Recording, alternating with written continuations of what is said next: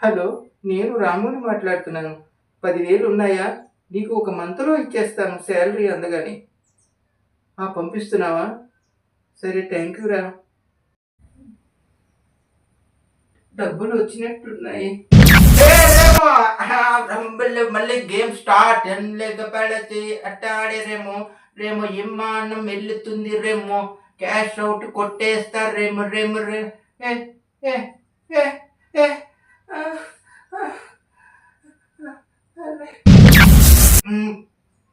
Hello sir, నా నెల జీతం ఒక 5,000 కావాలి సార్.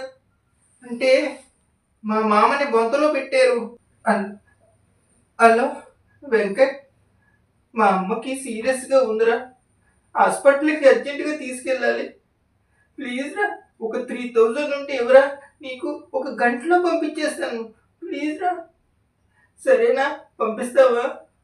సరేరా. కచ్చెక్కి తొందరేమో పట్టేస్తాయి డబ్బులు మళ్ళీ విమానం ఎక్కేస్తారేమో వచ్చేసినాయి. అల్లా చిక్కి చిక్కి చిక్కి చిక్కి చిక్కి చిక్కి చిక్కి చిక్కి చిక్కి చిక్కి చిక్కి చిక్కి చిక్కి చిక్కి సొంతం సేమంతం చంతలాన పొరంతం.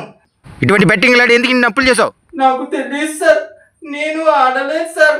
నేను ఆడించా, నాకు డబ్బులు ఆశ ఎక్కువ నాకు తెలియదు సార్, వాడే ఆడించారు.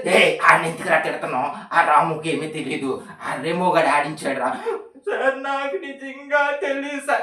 రేమో నేనే ఆడించారా, నాకు డబ్బులు పిచ్చా ఆశ, ఈజీగా డబ్బులు దెబ్బేయాలని ఆశ.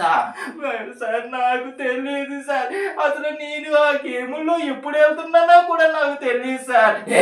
ఆ రాముని ఏమనకరా, ఆ రెమోగాడు ఇదంతా చేస్తుంది, వాడిని చేయడానికి నువ్వేమైనా చేయాలనుకుంటే సార్ నన్ను వదిలేదు సార్, నేను వెళ్ళిపోతా సార్, వెళ్ళిపోతా. వాడిని వదలను, వాడు సర్వనాశనం అయిపోవాలి, వాడి వల్ల